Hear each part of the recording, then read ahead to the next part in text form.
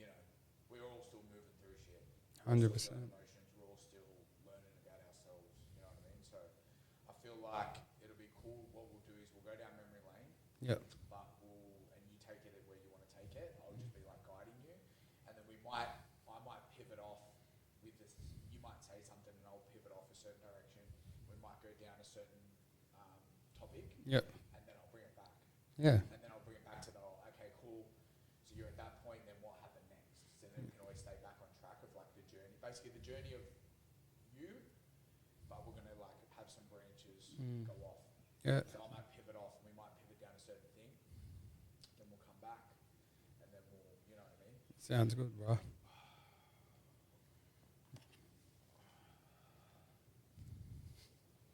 See you on the other side.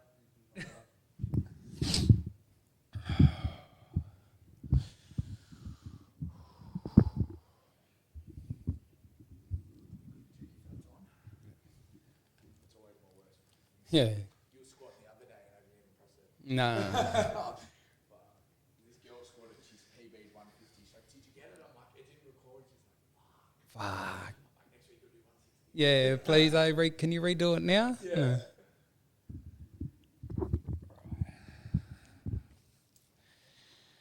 All right, welcome back to another episode of Matt Gamble Podcast. I've got my bro here, Jamali. How are you, my bro? Good, my brother. Good. How you feeling? Yeah, good, man. Happy, excited. Yeah, grateful, bro. Grateful. First podcast?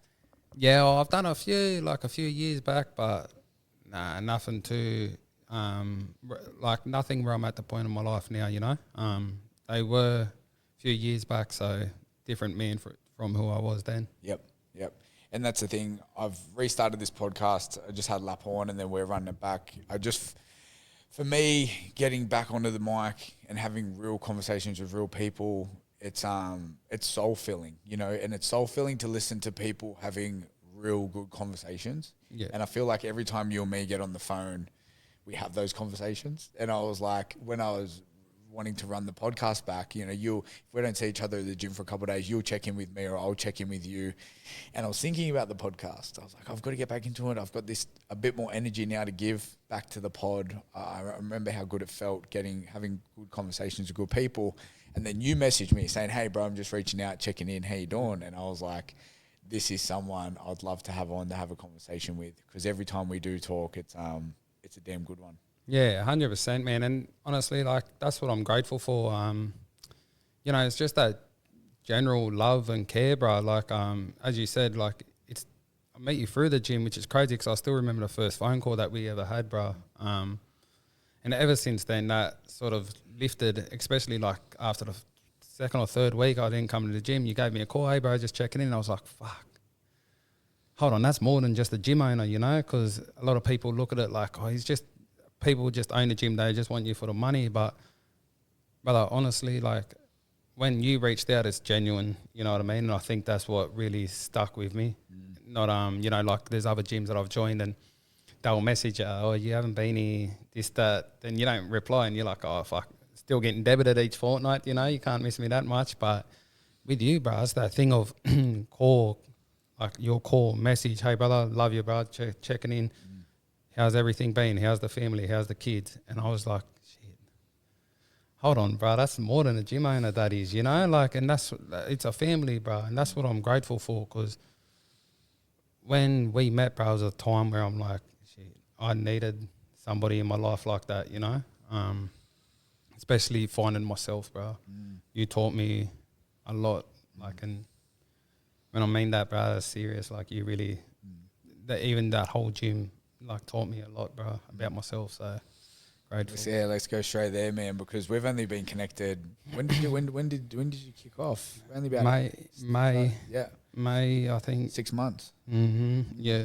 And that's the thing, bro. I feel like I've known you my whole life. Yeah, and bro. I feel like God always gives me someone. Every year I sort of get given like a handful of people, and it's like you were one of them this year. Like 2 to 3 people every year come on. Like I just connect with, and I'm like, that's real. Yeah, you know 100%. what I mean.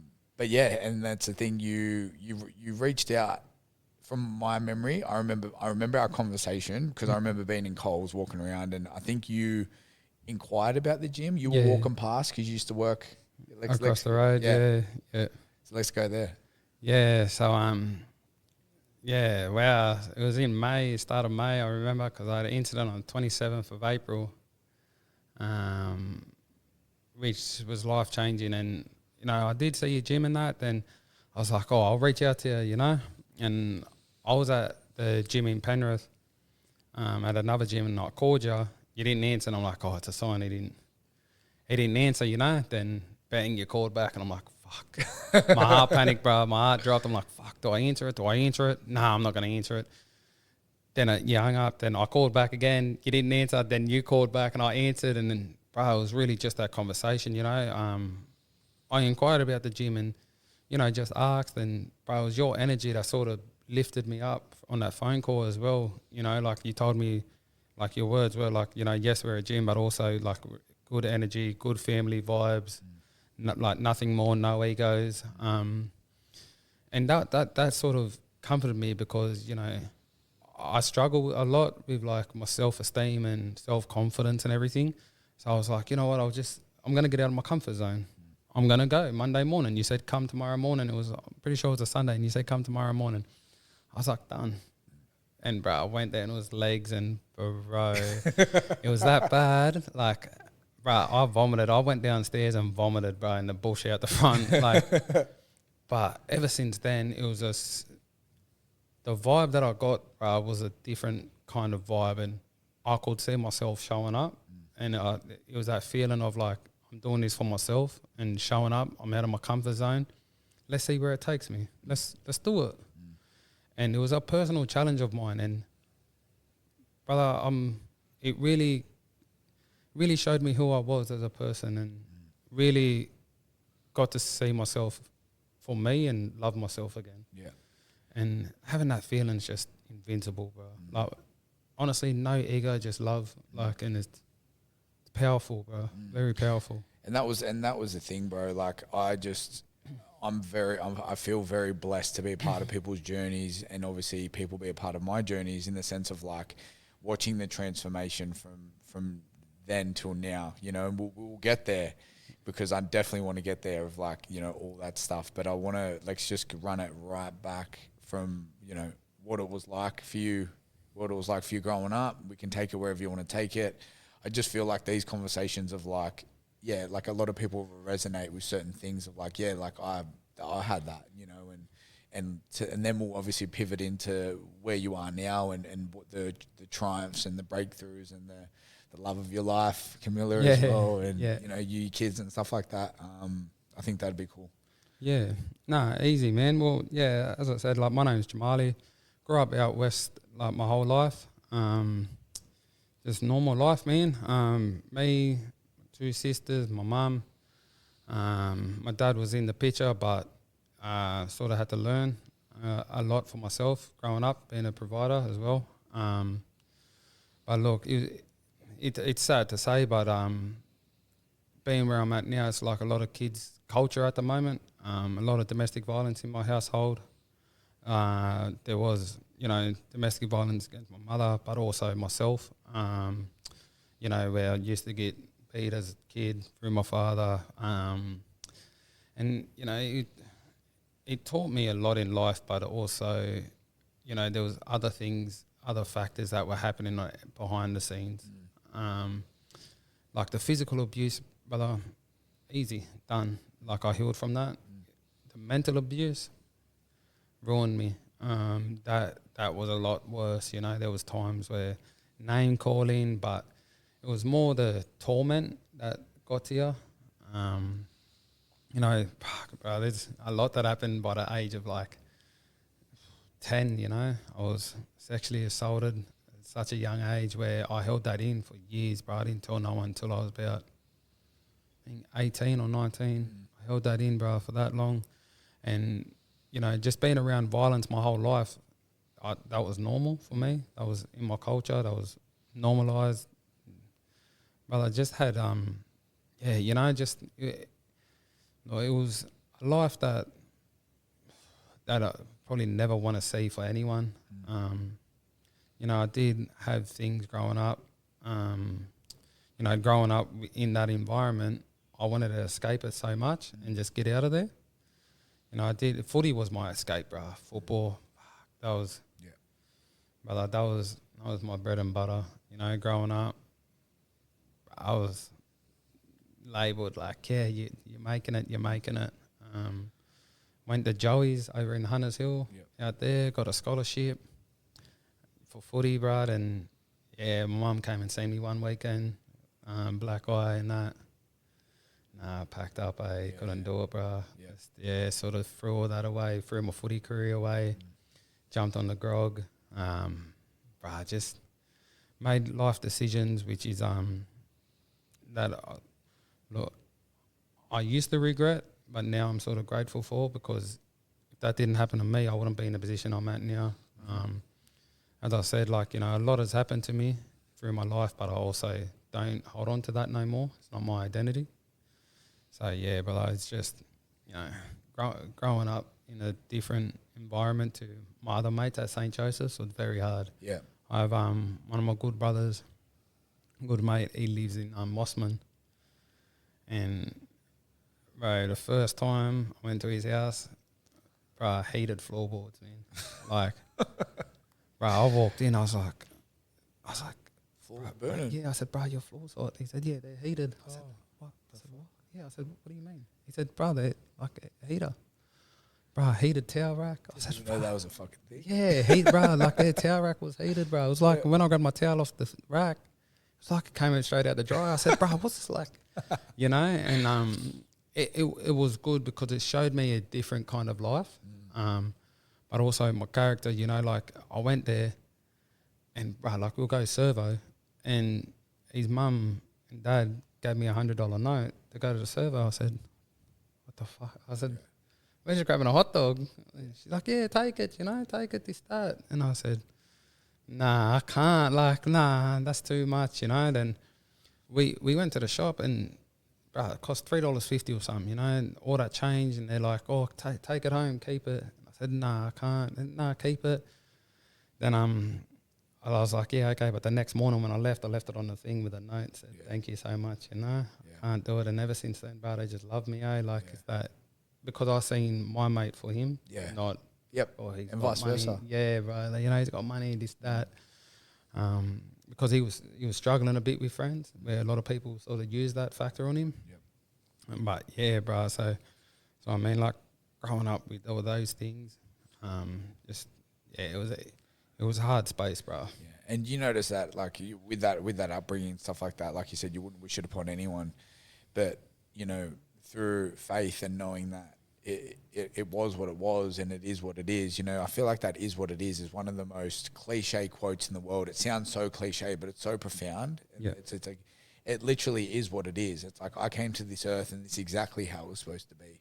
Because if it was supposed to be any different, it would have been different, you know. And you look at, rather than looking at all those things growing up with, which I'm sure you would have, with all the anger, frustration, why me, why is this like this? And then now you've just taken this to completely different turn of life and being like, because I could handle it, I was supposed to go through this, I was supposed to learn these lessons, you know. And even myself, it's like, we didn't have domestic violence and stuff like that, but we're in a housing commission house. We were below average. My mum's bedroom was a garage. And, you know, when it was hot, it was hot. When it was cold, it was cold. We didn't have aircon, so mum used to put us in the shower and freezing cold showers because she felt guilty that we had no aircon because it was so hot upstairs. So we'd just have freezing cold showers and played a game out of it. She made a game. Yeah.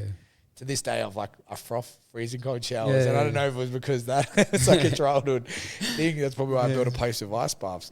But yeah, you know, and I feel like as men these days, our lives could have been 1,000 different ways. You know what I mean? And, you know, I love my dad to death and I can appreciate him for who he is, but, you know, he taught me a lot of what not to be than what to be, you know, and that's okay too, because it was like I went down the path of what was his upbringing like, you know, and I can see exactly now why he was the way he was because of what happened to him, you know. So being that chink in the chain as you are with your family going, okay, this is what I had and this is definitely not what my kids are having. Like people like, you know, people like us that are that are changing the family dynamic and not continuing on the same trauma, I wouldn't have it any other way. No way would I want my kids to have to do that. I'm happy to be the one to do that and put in the deep work, put in the acceptance and the understanding of the way it was what it was, and it literally is what it is. Can I find peace in that? If I can find peace in that, I guarantee I can find peace in everything else. 100%. And I think you said a word there, bro, that really stuck out to me, because this was the hardest thing I had to do in my life, bro, was acceptance. As I said, bro, my trauma was my identity. That was who I was, bro. That dictated my future, my present, my past. Like the little kid who lived in me was a person who was very upset and hurt, but he lived there. And with acceptance, I remember in 2016, I tried to commit suicide. Yeah, 2016, I smashed my car. 2015, one of them. But I got put into a mental health rehab with my older cousin. And he said, bro, you got a problem. And I said, I don't have a problem. What are you talking about? And that was the hardest part, bro. Of I was self-medicating with alcohol. I said, I don't have a problem. Bro, I had a problem. I just never accepted it. Yeah. And I accepted it a little bit then, but it wasn't that full acceptance. It's like, yeah, okay, it happened to me. What am I going to do about it? Got out of the rehab, put that mask on. Bro, I'm good now. I'm way better. I'm a whole different person. Went back to the same things, bro. Went back out, stayed out for got out after rehab for a couple months.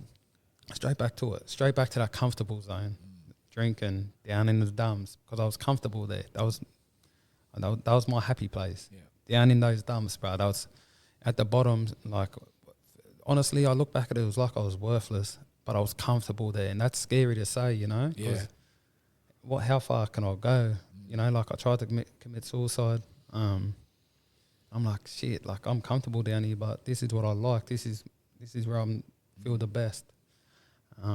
But that's a scary thing, and that word acceptance really sticks with me a lot, because I've had to accept a lot in my life, and it's only the past couple months that I've really accepted everything that's happened to me.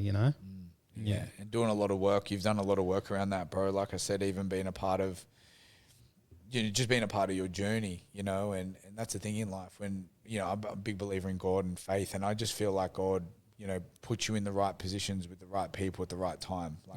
Even myself with you, I was moving through some stuff, and it was sort of like, how about you don't make it about you for a little bit, and you go back to what started G3. What really got me going with G3 was not making it about me and giving people a safe place. And I lost my way there for a bit. I was just burnt out. I was tired. I felt like everyone was just taken. And it just got to that position where I was like, felt real resistant, and the love wasn't there.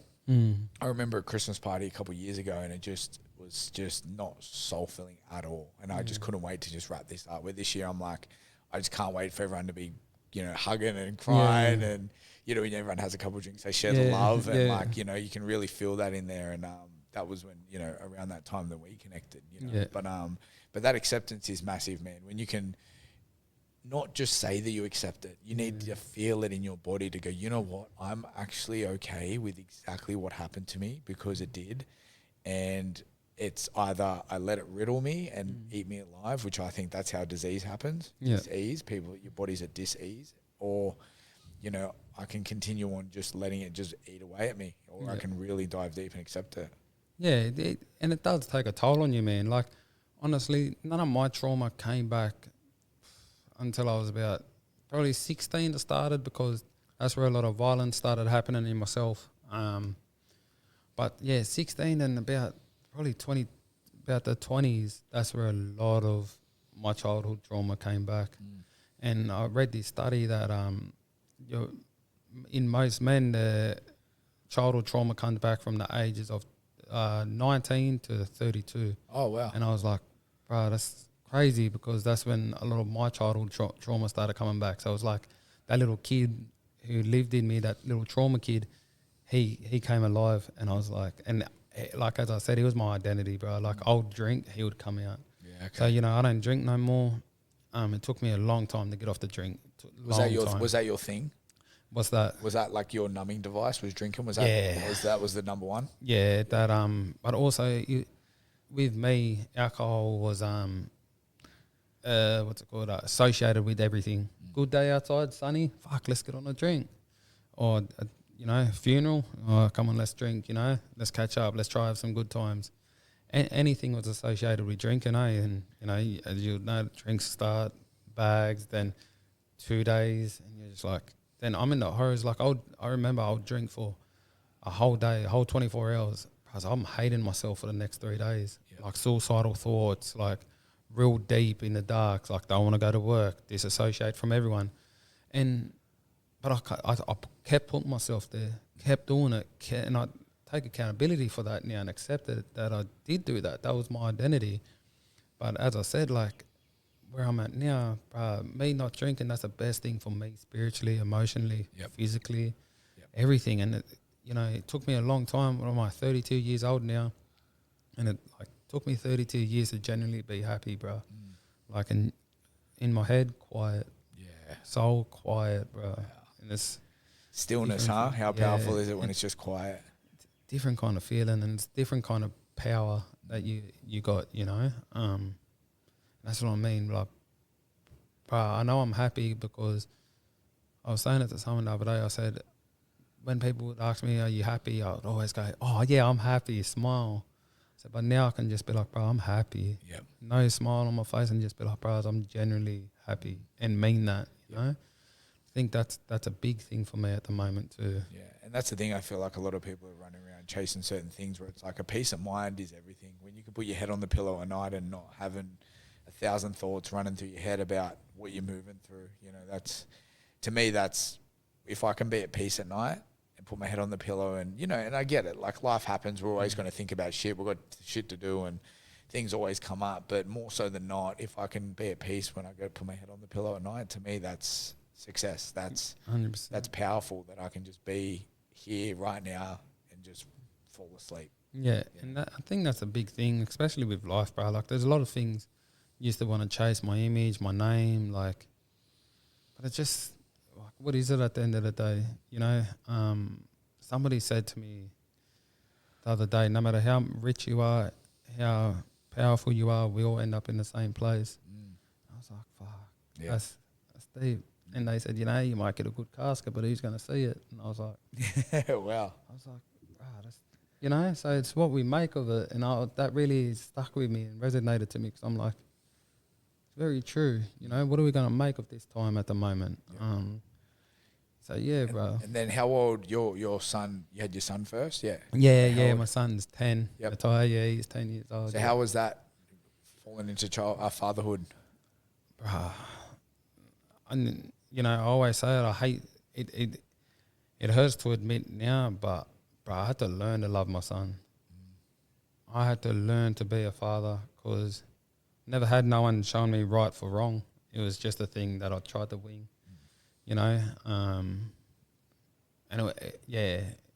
looking at him now, I'm like, shit, like that's my boy, But back then, it was that cycle, bro. I would go out and drink. He would come with me, like it was that balance of like, what do I want to do with myself as well? Even at home, he would be inside watching movies. I'd be out the back on the drink, having a barbecue. Yeah. So trying to learn that right for wrong, I never really had that guidance with that. Yep. But always show up. But I was showing up in different ways. I thought love was, I'll buy you this, I'll buy you that. Yeah. I'll give you the things that I never had. Then realize time is the most expensive thing to give him. Yeah. He was pulling me up on things, like we'll be watching a movie, he'll be like, Dad, get off your phone. And I'm like, oh yeah, my bad. And go back on it 5 minutes later and he's telling me again. I'm like, shit. Bro, you know what? Let's put that in the room. Let's leave that. Bro, we'll finish a whole movie then, yarn about that. We'll cook dinner together. So it's those little things that I've seen the smile and showing up, bro. Showing up is the biggest thing for him. Like, because me growing up, as I said, bro, football was my go-to, everything. You ask me how many games my dad rocked up to? None. You ask me how many games I rock up for my sons? Every game. Yeah. So seeing that smile on his face is a whole different thing. Like that, bro, I can't spend enough money on that. You know, that's something for free, and it means the most for me. Yeah. So like learning to be a father was difficult, bro. Like For multiple different reasons too. One, because you didn't have the guidance to show you what a fathered figure should be. yeah. But then also too, with the shame and guilt possibly that you were running through your body about, like, I'm trying to get me good, let alone having to show up as this. You know what I mean? Yeah. So that would have been a massive thing for you to move through. And then where did this penny drop? Obviously, you got your little daughter as well. Yeah. And then you move through that process, and then let's move into the now. It just was it when you signed up. We had that conversation. Was it? Were you still moving in that process? Yeah, nah, look, I remember the 27th of April this year, I was at home in Penrith. That week was a pretty heavy week for me. As I said, like, I was sexually assaulted when I was from ages 8 to 12. My son's 10. And I was with my daughter, bro. We were at, my son and my daughter, we were at Nepean. And, bro, I seen the perpetrator there. And that's the second time it's probably second or third time I've seen him in my life.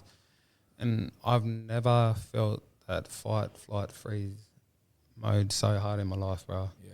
So hard in my life. And I think it affected me a lot more because I was with my son and my daughter, and I just I felt like I couldn't protect them. Then, dropped them back to their mother's house, and just sat with everything, bro. Sat with everything. 24 hours went past. I'm like, fuck. Like, what happened? Like, I couldn't do this. And just stuck with all thoughts in my head. Then, bro, I just started getting worse and worse. I started spiraling. Tried to reach out for help, but then I'm like, I don't want to be a burden. Then I remember it got to about 5 o'clock in the morning. I couldn't sleep.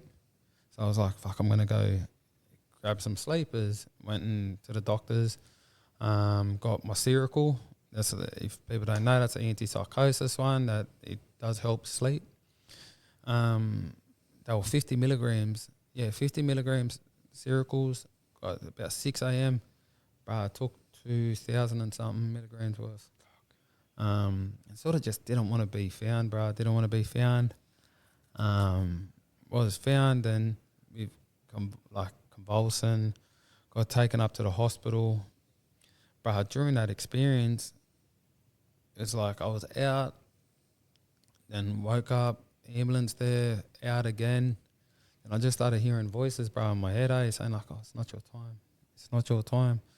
And I was like just out of it, bro, just so out of it, Then getting to the hospital, lights there, and I'm just like, what? Like spinning out on where I was, because it was like a big blur. Like you're watching a movie? Yeah, bro, it was just like it was crazy, Like doctors talking to me. I'm just like, huh?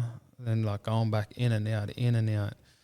And that experience sort of, I came to a couple of hours later, and bro, I was different. And the people who knew what happened, they're like, they were all panicking and reaching out and that. But also I wanted to be left alone because I wanted to sit with what happened. People are like, oh, let me stay at your house. Nah, I want to be by myself, which I understand. I look back now, like it's pretty selfish of me for pushing everyone away, but I needed to understand what happened because surviving that, I was like, fuck, I actually just tried that, Then, yeah, like stayed in hospital for the night. Bro, these people tried to give me the Seroquel back. They're like, oh, here's your medication. I said, I don't want that. Like, what's wrong with you? Threw that in the bin. Went home. I remember it. The next day I went home, stayed there. Then there was a notebook on my bench. And I was like, oh, fuck. I looked. It was all suicide notes, bro. I wrote one to my son, my daughter. He's like the kid's stepfather, beautiful person, and the mum, both of them. Like I wrote letters to them. You don't remember this? Nah, don't remember it, bro. I read it and just broke down. I said, what the fuck? Like, look how close I was, like, you know, and like, I get goosebumps now, but, you know, reading that, and I read it probably at least once a fortnight just to reflect, and, but knowing that I got to that state was scary, and I'm just like, fuck, like, I was there. I legit got to that point of life where I'm like, bro, I'm tired, I'm done. And writing those letters, I was just like, fuck, I really got to that point of life. And it just like really shifted a lot in me, bro. And I looked at like, you know, obviously I'm here for a reason. This isn't my first time I attempted. So, you know, that all fast forward, and, you know, I'm like, okay, let me just survive the next couple of days. Get through it, training, going out by myself, you know, doing things. Then that's when I reached out to you, bro. And yeah, that conversation, I was just like, fuck it. It's either, you know, and I felt like, okay, I'm going to get out of my comfort zone, because as I said, that little kid in me, he was a lot of my identity. He wouldn't let me go to places unknown because anxiety. He wouldn't let me go do this, enjoy myself, because I didn't deserve it. You know, those little things, I don't deserve love. Why would I want to go to a gym where I feel loved and seen? I don't deserve that. So doing those things, that was really out of my comfort zone. And each day that little kid just kept disappearing, you know. And seeing my counsellor and psych after, you know, and she said something powerful to me that day, like a couple of days later too. She said, Jamali didn't die, little Jamali died. And I was like, fuck, that's true, you know. Like, it's very true, because, bro, I can't even get angry no more, bro. Like, legit, like, bro, I try to play footy. Bro, I can't, like, I had eyed someone and I was like, oh, fuck. Yeah, come here, my brother. I'll help you up. Are you okay? Yeah, I'm sorry, bro. I didn't mean that, eh? Like, and it's just crazy, because just to see how much anger and sadness I had in my body was, it's sad to look back at, because I'm like, you know what, I actually didn't deserve that. Like, my body didn't deserve that. I didn't deserve it. And that's why I'm very passionate about what I do now, but also just love being people, seeing people, you know. And I think I was talking about this the other day with Miller as well, and a few others, like, bro, I can be myself. You know what I mean? I'm not someone who I faked and jump in the car and be like, oh, yeah, fuck. Like, I'm like jumping in the car and this is me, like, hey, what doing? How are you? You know? So it's a different kind of feeling when I can just be myself and quiet, happy, bro. And how effortless is that, just being you? Bro. It doesn't take any energy or effort whatsoever just to be you. And, bro, that's what I mean. So, as I was saying, like, living in that comfortable feeling, brother, I was so used to chaos, drama, blah, blah, blah. Where self-sabotage, I was real big on that too, bro. I don't deserve to look this. I don't deserve to look good. I don't deserve to go. You know, I don't deserve love. Where it was a comfortable feeling, but not having that now and protecting my energy and peace, bro, just game changer. Yeah, and it's a thing of like that comfortable.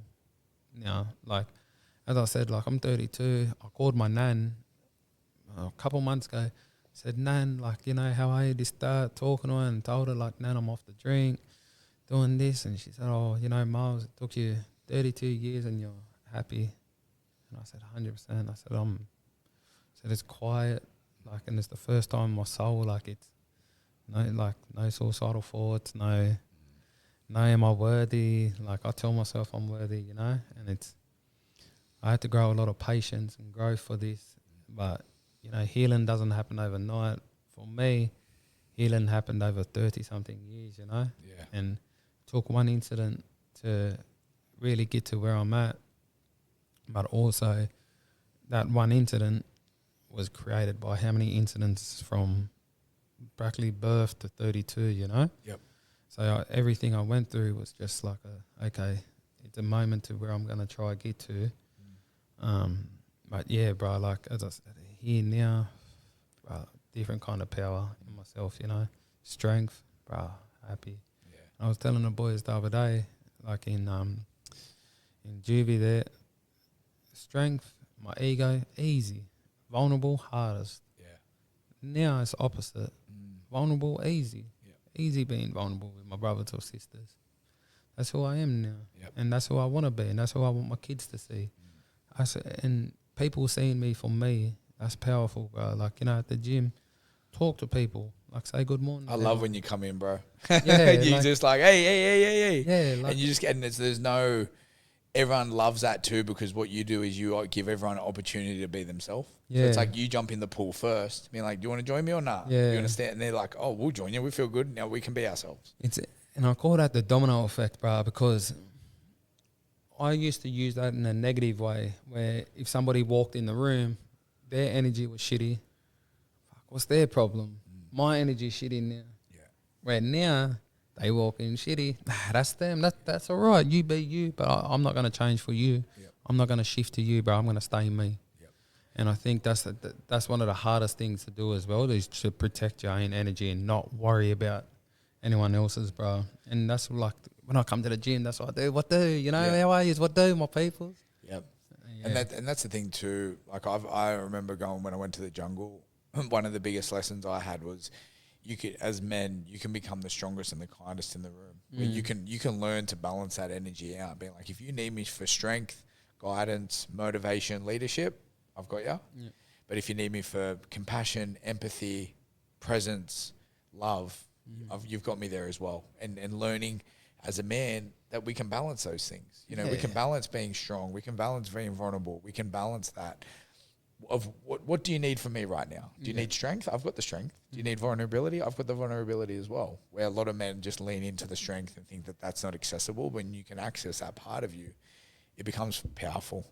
Yeah, exactly. But what I struggled with, was doing that vulnerability with the kids, like showing the kids that you can be vulnerable.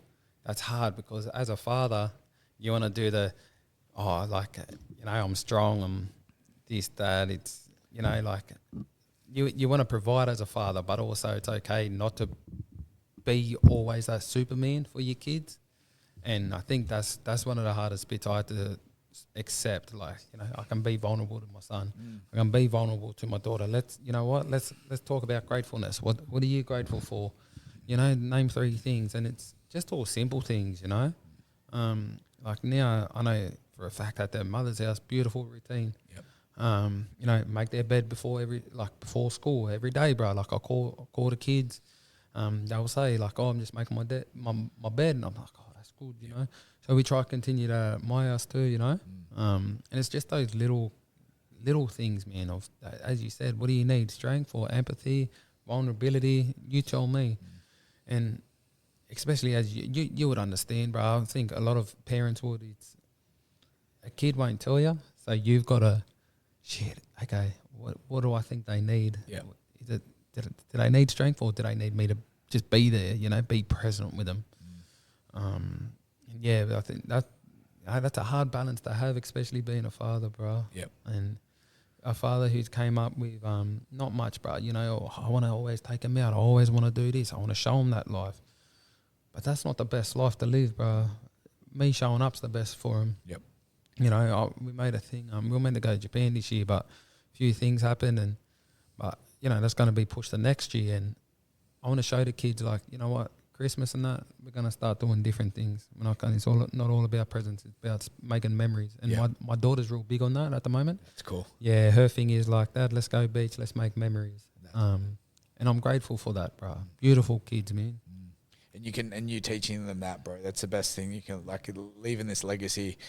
Even for me, it's like, if I can leave the kids 10 steps ahead to the way I had it, then I've done my part here. You know what I mean? I've turned up, I've showed up, I've given the best that I can of what I know to be true.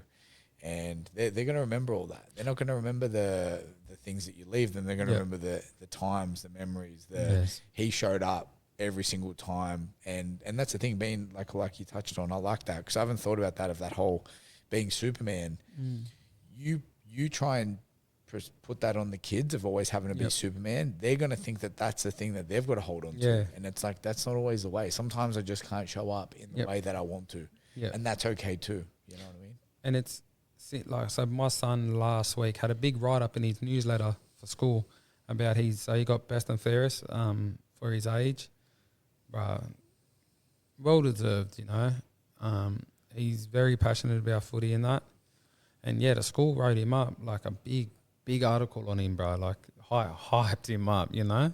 But it was good because he's never had that. So seeing that, and he's a massive Penrith fan, like Panthers fan. So he felt that love that like they sort of feel like like I'm in the newsletter, this that, and it was a powerful thing for him, man. And you know, even those little things that when I bring him up to unwind, bro, when he leaves, it's a whole different feeling for him. He's like, that was good.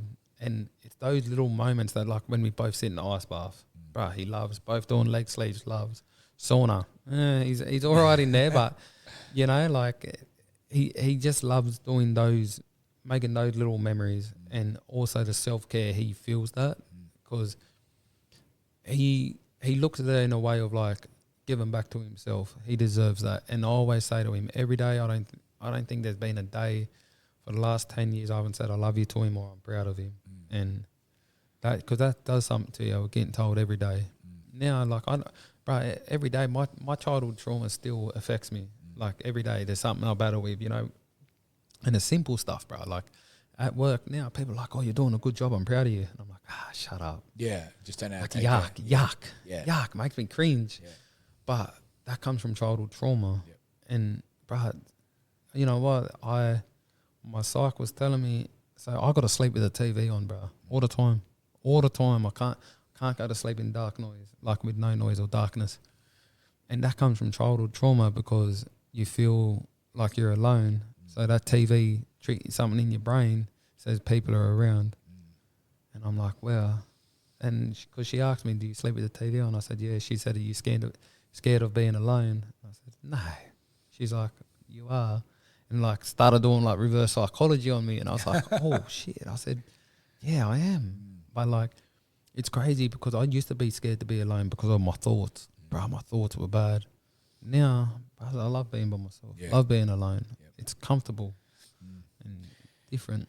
Do you feel as though from that, you know, taking all those sleepers and moving through that process, and obviously the way it was for you growing up, those two things were supposed to happen for you to be the person you are today. Would you be the father you are today if it wasn't for the way that you had it? Because I ask myself that question all the time of what would I double down on making sure that I'm present, I give the girls love, I tell them I'm proud of them, all those things, because of the way it was for me growing up. You know, for me, I look at it as like it was supposed to happen that way so I can see what was needed, what I didn't get. So now I can double down on that and make sure that my kids get the things that I didn't get and so forth. Yeah, no, 100%. And I'm a big believer of that is, as I said earlier, accepting everything that happened to me, but also grateful that it did, and I'm still here to show my kids what I never had, but also what I needed is something that really sticks with me because I'm like, you know, simple as showing up, bruh, we there. I think, you know, it's the very thing that you touched on is how do you show them, like how do you show love? You know what I mean? So you're like, okay, I never had this I never had this. I've never been told I'm proud of you. Fuck, you know what? I'm going to say I'm proud of you. And it was a different feeling for me to say it because I'm like, how are they going to take it? Because I get weird with it, you know? But yeah, bro, like I think that plays a big part in being a father as well. Like trying to give them the life that you never had. But what I learned is I can give them the life without buying things, without spending so much money, without doing all this. Where before it was, let's go to the movies, let's go out for dinner, let's go, you know, you want this toy, I'll buy you this toy. Let's go time zone, spend, you know, it's not about that. It's that quality time together, bro. Going to the zoo, like catching a ferry, bro. Like, but I hate that, bro. Like I'd rather drive. Like, You don't like the boats? Nah. So then, you know, you started at G3. I remember that first session because one of the boys walked in. He's like, oh, there's a guy at the front. And then I come and grabbed you. And then you were like, oh. And then I remember like checking in on you next day. And then just being a part of that transformation and that growth of like, that really refired and ignited the fire in me of like doing what I love and being in that position to be a part of people, because my biggest thing is being a part of people's journeys, like being a part of being like, I watched you transform and that makes me so happy. You know what I mean? And where the position that you're in, I didn't know the backstory. I just had the conversation with you and then we got into it. And then it wasn't until later you're like, man, this is what happened to me literally just a couple of weeks prior. And it was like, wow, like that's crazy to then see the transformation over the last 6 months of, you know, meeting Camille and like doing your thing and then just growing. And it's just been like, you've just been put in the fast lane. It was like everything that happened that night when you OD'd was exactly supposed to happen, to then just go, okay, well, now you've accepted that this isn't the way. We're going to move you out of this lane. We're going to put you in this lane. And then your self-development growth, bro, some of the things you talk about is like, I had to learn the hard way 2 years later. And then you just like, it was like your soul was destined for this lane. You know what I mean? Nah, 100%, man. And fuck it, bro, I remember that session because, I was out the front. I messaged, bro, me, come upstairs. I was like, nah, fuck, I'm not going upstairs. And people are walking in front of me. Then, I met you out the front. And, bro, it was, destined to be here, bro, because, as I said, that uncomfortable feeling, like, I was still umming and ahhing about coming in. And, bro, when I seen you, I was just like, yeah, okay. All right, I'll give this a go, you know? And, bro, it was just as soon as I got in there, family vibes, big energy, nothing but good energy. And that's what I was, not craving, but needing at that time, but also genuine, no sympathy. And I think that was the hardest part, telling people my story without gaining sympathy. I'm not doing it for sympathy. I'm just doing it to share, but also a lot of people can relate to that. Yep. You know, a lot of people, honestly, like I talk about suicidal thoughts. You know, people say, oh, I've never had suicidal thoughts or never thought of self-harm. I'm like, well, I self-sabotage a lot, and I'm sure there's been a lot of people who self-sabotage. Am I worthy enough, And I'm going to touch base on this real quick because I feel like it's needed. A lot of people who, we're talking about kids, bro. A lot of people, when I tried to overdose, a lot of people said, why didn't you think of your kids? And I was like, that's the first thought. And to be honest, I know a few people who spoke about committing suicide, and I said, bro, think of your kids, think of this, Bro, I thought of my kids, but do you think that I felt worthy for my kids? Yeah. Hell no. Yeah. They deserve better. They deserve, they deserve a good life. I'm not giving it to them. Of course I thought of my kids. And, it's a big jump and a big thing to say, bro. But also it's got to be real sometimes and honest. And that's the energy I try to bring most days, just be myself. If I'm not feeling myself, bro, I'll be at like 20% battery. I try to give myself a percentage each day. When you charge your phone all night, it's 100%.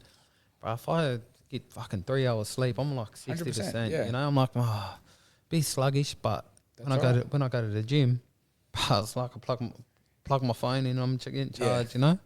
And so that's what I mean. Like, me sharing my story, even at the gym, bro, when I spoke to you, it was that different kind of genuine care, bro. And that's what you get from that gym. And that's like, bro, the only word I got is like grateful, bro. Grateful and appreciative, bro. Yeah. And then you going on that journey of like self-development, now you've signed up at the gym, you're making moves, you're building momentum. And I only seen what I seen on the outside. I'm like, he's getting stronger, he's getting leaner, he's getting confident, he's moving more. Like that was the things that I obviously attracted and seen. And then you've obviously told me this story. And then you've just gone on this, like, I'm just going to build the best relationship with myself. I'm physically becoming stronger. I'm mentally becoming fit. I'm emotionally intelligent. Now you've just gone down this spiritual lane of understanding who you are and why you operate the way you operate. And then this girl comes into your life. Yeah, bro.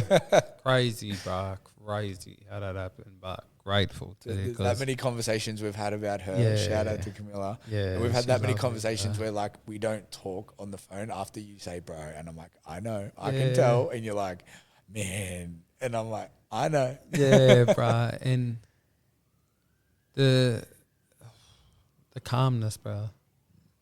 Calmness when I'm with her is different, and just that love, bro. Like, as you said, that's self-development, but I have to learn to love myself. There's been plenty of relationships, self-sabotage, like never been never loved myself. So how can I love other people? And it was just all that, bro. And after this experience, it was like I really need to love myself, bro. I started doing that, bro. I started showing up for myself. Before anyone else, I showed up for myself, and that showed me what I can actually do with myself, bro. I remember joining the gym, bro. I was close to 110 kilos. Yeah, probably about 110 kilos, sitting at 98 now. And the thing is, it's just that thing of like, where do I belong? That self-development of like, fuck, where do I go? Do I just stay where I'm at? Do I stay here with my like thoughts? And yeah, I tried to commit suicide. Is that just it? Like, do I just cruise with life now? But that self-development of like, I want to understand why, where to now, how am I going to plan it? Who's going to get my energy? Where's my energy going to? How much energy am I putting into me? Then that really helped a lot with that self-development. Then love came, bro. Different. And there's plenty of things we talk about, bro, and non-judgmental. That's the best way to do it, bro. You know, I tell them my story and there's no judgment, bro. It's just like, okay, you know, accept me for who I am. Like, you know, I go into the office loud, bro. That's me just as a person walking around, what do, how are you? But I genuinely care for a lot of people too. Yep. But I know where to put my energy in. I learnt that for myself, but also when I met her, bro.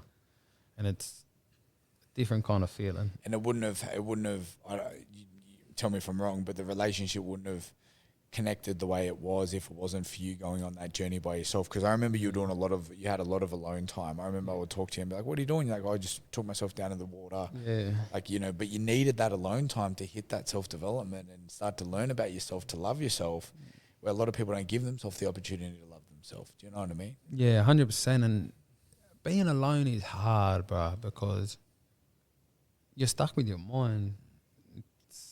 It's an uncomfortable feeling for a lot of people, especially me, because I was always around people, wanted to go out, wanted to do things. So me taking that time out was hard, bro, very, very hard, but also the best thing for me that I had to do it. And as I said, like, if I didn't do that, I wouldn't be sitting here today, wouldn't be where I'm at, how happy, like, bro, just quiet. Like, you know, like, there's been times where me and Miller's gone to a park and, bro, I sat there and looked at the stars. Like, bro, I don't think I've ever sat down quiet when I'm with her and just switched off. Yeah. I've honestly, my brain's never switched off, bro. And now it's just like I got a button. Be like, yeah, see you later, boy. See you later, bud. I'll talk to you tomorrow, you know? And she brings that calmness, like her energy at the gym. You can feel that even when she's come here as well. We've had some good conversations and you can feel that calmness in her. So obviously she was sent for a reason. And then obviously now you have got together and doing your thing. And now we'll pivot into the back end of the conversation of where's this taking you now? You've got some stories to share that you've put together, some cheeky little projects, bro. I love reading those books of what you're putting together. Yeah, so I've wrote about 10 or 11 books at the moment. And honestly, bro, they're just for kids similar to us, bro. Grew up, didn't have much, but also affected by a lot, and who don't talk, bro. Like, I never spoke about being vulnerable for years. So it's about those booklets are for kids to be vulnerable, because I learned at a young age writing things down is a lot easier than talking about it. My voice gets croaky. I'm like, oh, shit, I'm going to cry. So giving them an outlet in writing, a lot better. But also with the booklets, bro, there's a thing I always say, it's culture, because in my culture growing up, that was my culture, bro. Domestic violence, sexual abuse, things getting swept under the rug. And it happened with a lot of Aboriginal kids at the moment, but also there's no colour with trauma. So with the booklets, you know, it's just about growing up in a domestic violence household. When you turned violent, I turned into someone who I didn't want to be. Getting labelled as a bad kid, getting labelled as, you know, you're just going to be a drunk for the rest of your life. You're going to be this. And about abandonment, like, and there's reflection questions at the end. And been doing it in a couple of juvenile centres. And bro, the response I got from them are crazy because they relate to all that. And for them to be vulnerable while they're already at the bottom's a different feeling, bro. It fills my cup up. So, you know, like Josh down there really helped me a lot. Josh and Trent, Uncle Eric, they really stuck with me through a lot of times. And it was what I needed with them as well, to be patient with me. And they did, bro. They were like, they really picked me up, especially being in the dumps, bro. Yeah. And I think Josh said, like, he spoke the other week about it. I called him a couple of days after the suicide attempt. He blasted me, bro. Why the fuck didn't you? Why the 4 days later was it? And then he got off the phone and he was telling me the other day, he's like, bro, I was telling my woman about that and she blasted me. Why the fuck would you go off at him? Why would you do that? You know, he already feels like shit now. He feels, bro, called me back and apologised and that. Yeah, wow. And but I didn't look at it like that. And when he said it to me the other day, I reflected and I said, fuck. Yeah. It's beautiful, bro. You know? So those booklets are about that, like people showing up for you, people just being there with you, you know? So, yeah, those booklets, bro, looking at trying to get something started with that too, you know? Yeah. Just to try to get them out in, just for kids, bro, to feel out. Yeah, because it gets to that point where you find that peace and you want to just share it and you want other people to feel that. You know what I mean? I think that for me, anyways, it shows with the entrepreneurial pathways program we just launched, Unwind, G3. I feel like all of them have this wrap of service of like just being able to give back and just being able to. If you can make sure someone else's life is okay, God will always make sure your life is okay. 100%. And bro, what I love about them booklets, bro, is I think so. I gave my son filled out one, and my 16-year-old nephew, and they both related to that, but in different ways. Okay. You know what I mean? My son's never been, I thought my son's got a good life, bro. Always provided and that, but he's felt scared in other ways. Yeah. Okay. You know what I mean? Yeah. So. Yes, it might not be that, but it's in another way that he felt scared. And also, so probably I gave him to about 4, besides the kids in the juvenile centres, gave him to about 4 kids out here. The rest have been adults, but adults relate more to that. Wow. And yeah, bro, so it's a powerful thing even for the adults to relate to, bro. Yep. And yeah, it's very heavy. And that's the thing, we've all got those stories we're telling ourselves, and sometimes it's like if you can understand the story, why you're telling yourself that. Yeah. Then you can unravel it. I always look at it like bow ties. It's like your life. You can straighten your life out as much as you want, but there's always going to be little knots. And you can understand why that knot got tied, or why does it always get tied again? You know what I mean? It's like, okay, why does this keep thing? Like, why do I always this certain thing? And I think you and me can both relate that we're on this journey of if we do get a knot, it's like understanding why. Like, what is that bringing up? And then when you can understand why, it just automatically just goes, okay, cool. When the knot shows, it's just I know the emotions that's going to come with it, and it's okay. And that's the difference of, we're always going to feel pain. I don't think that we're not going to live on a cloud and live on this rainbow and everything's going to be sweet. We're not. We're humans. We're here to fuck up. We're here to make mistakes. We're here to learn. We're here to experience. My difference now, rather than say 5 years ago, is that I don't suffer anymore. Yes. And if I do suffer, it's minimal. It's an hour, 2 hours. And I look back on reflection and go, okay, if this happened to me 2 years ago, I'll just sat with this for 2 weeks. Where today I've only sat with it for 2 hours. And to me, that's progress. That's when I know I've developed it. That's my cue to go, well done, bro. Because if that happened a year ago, you would have been suffering with that way longer. Yeah, bro. You would have used 1,000 numbing devices to get rid of that. Where now you've dissected it, you've seen it, you've accepted it. You can see it for what it is. There's a difference between accepting it and numbing it. Yeah. 100%. Like you can bottle it and push it down, but you can look at it and dissect it and go, oh, what is that bringing up? Okay, let's bring up a bit of this, and then you just move through with it. It just becomes what it is, and then I'm like back to being me, which I like to be, and I'm like, oh, that was only 2 hours. Wow, I think that's true because, bro, I used to stir up a lot, like sit on a lot of things. Like, bro, I would have a bad 2 days, and now it's like I tell myself it's all right to have a bad hour. It's not a bad 24 hours, bad hour. That's all good. But I think, one thing Miller taught me, bro, like when we first started seeing each other, she said, respond to a situation, don't react. And I was like, how do I do that? But she's like, just respond. You will learn.